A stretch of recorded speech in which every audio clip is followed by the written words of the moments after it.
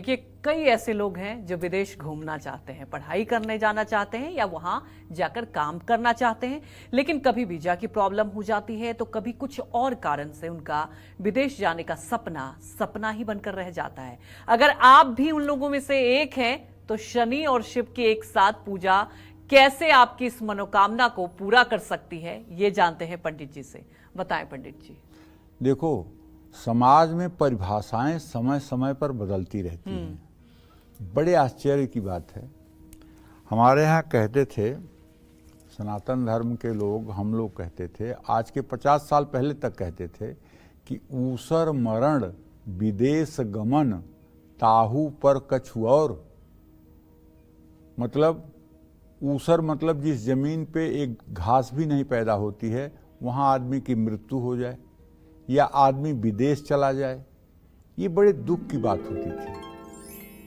और जिनके कुंडली में बड़ा दुर्भाग्य होता था, बड़े खराब ग्रहों की स्थिति होती थी, वो लोग विदेश जाते थे, परदेश जाते थे। सबसे अच्छा माना जाता था स्वदेश में रहना, अपने देश में रहना।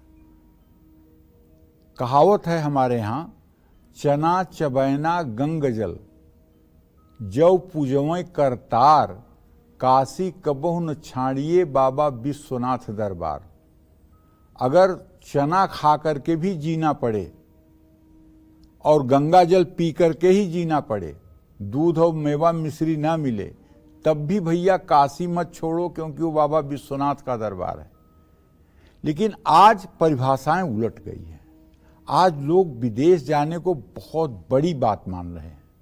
ज्योतिष शास्त्र में सर्वार्थ चिंतामणि में लिखा हुआ है, स्थिरै स्वदेशै बहुभाग्य युक्ता स्थिरै ग्रहै भूरि धनान्वित स्यात्। ये सर्वार्थ चिंतामणि का श्लोक है।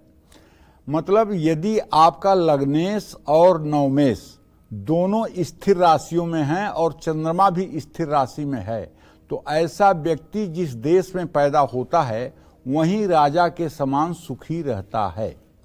अब दूसरी बात क्या लिखा है सर्वार्थ चिंतामणि में, संचारशीलश्चरभे विलग्ने लग्नांसके चैव मुदा हरन्ति विदेश भाग्यम चरभे तदीसे चरे तदीसे चरखेट दृष्टि। अगर लग्नेश नवमेश और चंद्रमा चर राशियों में हों तो ऐसे आदमी का भाग्योदय विदेश में होता है। ऐसा आदमी विदेश में जाकर के अपनी आजीविका करके सुखी रहता है। तो इस क्रम में मैं आपसे कहना चाहता हूं कि अगर आपको भी विदेश यात्रा में सफलता नहीं मिल पा रही है तो घर में चांदी का शिवलिंग और शालिग्राम की शिला घर में स्थापित करिए और गन्ने के रस से शिवलिंग का चांदी की श्रृंगी से अभिषेक करिए। और फिर बता रहा हूं, अपने YouTube में रुद्र सूक्त चालू कर लीजिए। रुद्र सूक्त जब बोलने लगे तो आप अभिषेक करना शुरू कर दीजिए। कितना बढ़िया है कि अब आपको जो पंडित जी बुलाना पड़ता था, शायद अब आपका रुद्र सूक्त बोलने के लिए उसकी भी जरूरत नहीं है और आप रोज चाहे तो घर में अभिषेक कर सकते हैं।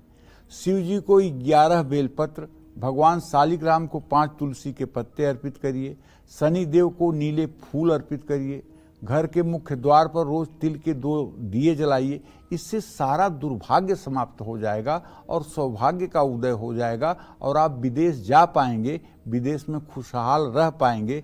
जय मां विंध्यवासिनी।